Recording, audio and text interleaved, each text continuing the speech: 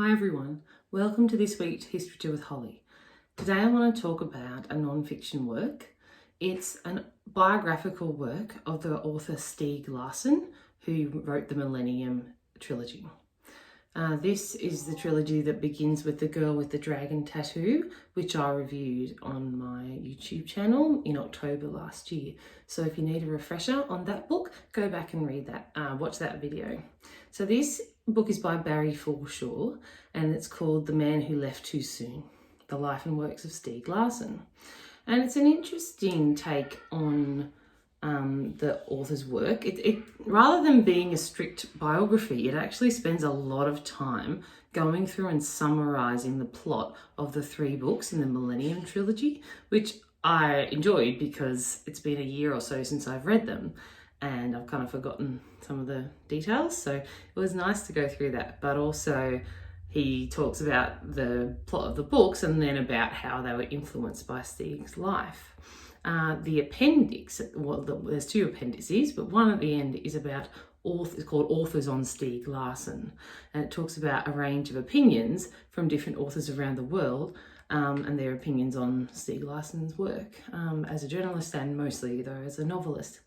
And one thing I thought made it worthwhile making a video about is that it talked about the way that talks a lot about translation, particularly, it's in the field, on the genre of Nordic noir, Nordic crime fiction, which obviously, or Scandi noir, which is obviously very, very popular, especially in TV shows at the moment. It talks a lot about Wallander, which is, of course, a bit old now, but at the time of writing this book, it was quite new. And how that was translated into English, and then of course it became popular in English-speaking countries, and then the Brits made another another version with Kenneth Branagh as Wallander. But it talks about being translation issues, and the appendix is really interesting in that it talks about some of the challenges of translation and how it can seem clunky. And it made me think back to when I was reading Anna Karenina, translated into English from Russian, obviously, a few years ago. And I remember thinking, wow, because I haven't read a lot of translated books, but that one, the translation was very clunky. That was the Penguin edition. I think it's quite old, but that could definitely use a retranslation because it was so clunky. It wasn't just the names, but also just the language, and it was very clunky. It was obviously somebody who tried desperately to be true to Tolstoy, but it was hard to read. It was clunky. Anyway, but that's life, isn't it? The relevance to real life for me was, isn't that true? Whether it's language, translating across languages, saying things that you don't mean to say, making social moire faux pas, or making language faux pas that mean you're swearing at somebody accidentally, or you're saying something really rude or culturally inappropriate. Sometimes it's funny, sometimes it can get you in real trouble. So to do with language and translation, that's a real life issue. And also just cultural, think about Australia as a multicultural country, how we have different people have opinions on things they know nothing about, and just because they never took the time to listen to somebody else or to ask them. What about a woman with a hijab? How many other women judge them?